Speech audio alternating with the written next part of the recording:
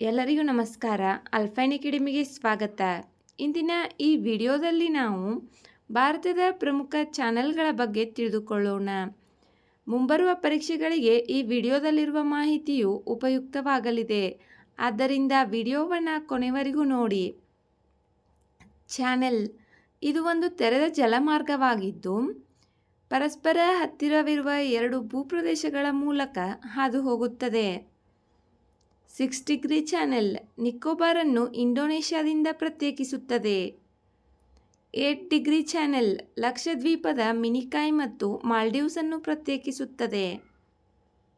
9 degree channel Minicoy ಮತ್ತು ಲಕ್ಷದ್ವೀಪಗಳ ಗುಂಪನ್ನು ಪ್ರತ್ಯೇಕಿಸುತ್ತದೆ.